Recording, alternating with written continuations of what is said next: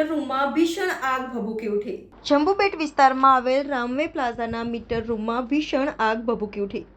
કાળઝાળ ગરમીના કારણે ઠેર ઠેર આગના બનાવો બનતા હોય છે, ત્યારે વડોદરાના દાંડિયા બજાર જંબુબેટ વિસ્તારમાં આવેલ રામવે પ્લાઝાના મીટર રૂમમાં આગ ભભૂકી ઉઠી હતી। ઘટનાની જાણ ફાયર બ્રિગેડને થતાં ફાયર બ્રિગેડના લશ્કરો તાત્કાલિક આગ બુઝાવવાની કામગીરી હાથ ધરી હતી। પાણીનો મારો ચલાવી આગ પર કાબૂ મેળવવાનો પ્રયત્ન કરવામાં આવ્યો હતો।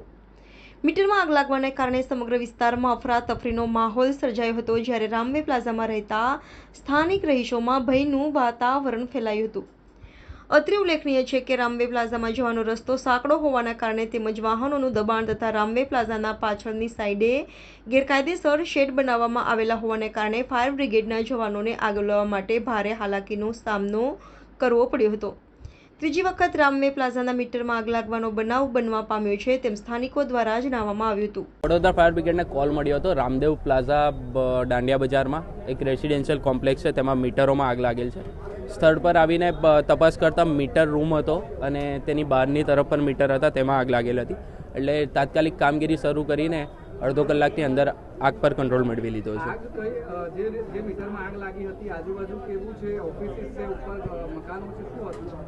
ગ્રાઉન્ડ ફ્લોર પર ઓફિસીસ છે અને જે મીટર રૂમ છે તેની આજુબાજુમાં ઓફિસ હતી અને ફર્સ્ટ ફ્લોરથી રેસિડેન્શિયલ આખું કોમ્પ્લેક્સ છે। એટલે તે મીટરોમાં બહારની તરફ આગ લાગી કે અંદરના મીટરમાં આગ લાગી તે MGVCLના કર્મચારી તપાસ કરશે, તેના બાદ જણાવી શકાય। અને હાલમાં હા, મીટર રૂમમાં સંપૂર્ણ રીતે પૂરા મીટર રૂમમાં આગ લાગી ગઈ હતી અને જે બહારના તરફ પણ બંને બાજુ મીટર લાગેલા હતા, માટે જ્યારે આગ લાગી ત્યારે બધા મીટરમાં આગ લાગી ગઈ હતી, માટે ધુમાડો ઘણો થયો હતો। પણ રેસિડેન્શિયલ કોમ્પ્લેક્સને તાત્કાલિક જાણ કરવામાં આવી, જેના કારણે તે ઘર ખાલી કરી બહારની તરફ આવી ગયા અને તેમનો બચાવ થઈ ગયો અને હાલમાં આગ પર કંટ્રોલ મેળવેલો છે। જાનહાની કોઈ પણ પ્રકારની જાનહાની કે એવું કે નહીં। ફાયર એક્સટિંગ્યુશર જોવામાં આવી રહ્યા છે અને તેના સિવાય જે ફાયર હાઇડ્રન્ટ છે તે સિસ્ટમની ચકાસણી કર્યા બાદ જણાવી શકાય।